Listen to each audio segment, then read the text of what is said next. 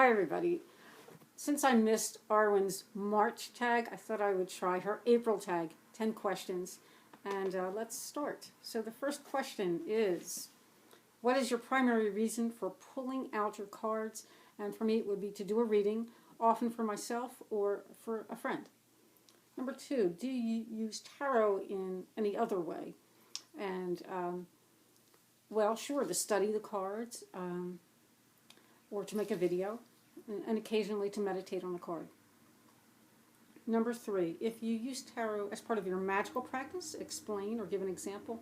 Right now I am not doing that. My magical practice is very much focused on working and transforming my energy with meditation and qigong and my breath work, and working pretty much like with myself, and not so much bringing in tools at this time. Okay, number 4. How do you explain tarot, what tarot is, when someone asks you?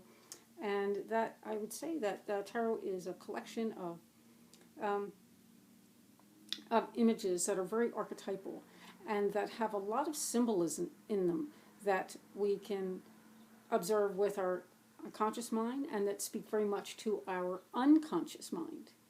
And understand that whether we realize it or not, we're dealing with and seeing and working with symbols every day of our lives.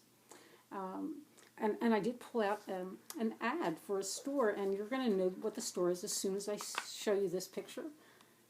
So that is for the store Target, and that looks like a bullseye or a target. But your unconscious mind will know that this is a very ancient symbol for the sun. So it's speaking to your unconscious mind, saying that if you go to Target, you're going to have joy and abundance and warmth and love and perhaps even enlightenment. So, you know, it's working sort of in a subversive way, but with tarot, and a slightly manipulative way. But with tarot, you know, you have the chance to be very proactive, to learn and understand and use the symbols in a way that can bring clarity and healing to your life. Okay, so that's what I would say. And number 5, what is your favorite spread to use and why? And that absolutely depends to me on which deck I'm using. Some decks, you know, a nice 3-card spread. You can't beat the 3-card spread. But then I have other decks that just fit so beautifully with a 9-card spread. And then if I'm working with very earthy decks, like the Star That Never Walks Around, or the Vision Quest, which I have here, or even the Hidden Realm, then I like, there is an 8-card spread that I like very, very much, and it is based on the inner workings of the medicine wheel. And you know what, it's a little too much to go into that right now, but if anyone would like, I can do a separate video explaining you know, what those cards would be. Okay, so number 6, name a famous living person who embodies the Hermit, the Star, or Justice. And I'm going to pick the Hermit, and I'm going to say David Icke, who is a researcher, and he has authored many books, and he lives very modestly and humbly in a small apartment. And okay, number 7. Oh, have you ever read in a crowded, noisy, chaotic environment? And if so, how did it go? And I've done that many times. I used to, I had friends that were in a band, and I would hang out with them. I always brought a tarot deck, and during their breaks, I would read for them, and sometimes their friends.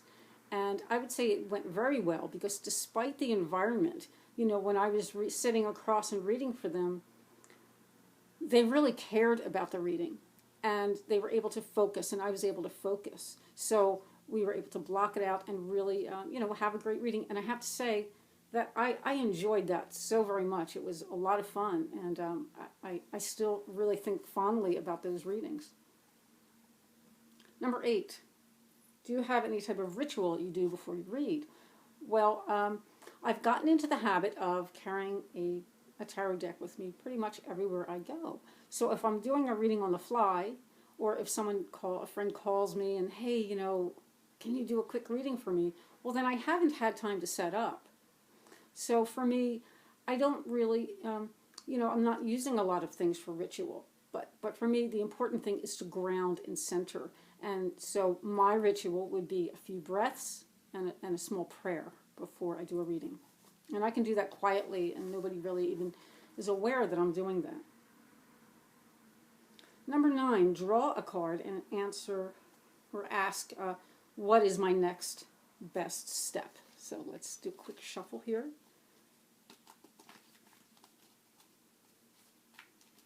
It's a little hard to shuffle this deck here, so bear with me.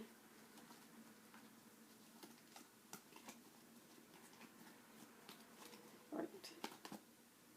Now, what did I get here? I have the Two of Pentacles. Well, in this deck, it's called the Two of Turtles. Okay, but this would relate to the Two of Coins, or, Two of Earth, or Two of, okay, so you get the idea.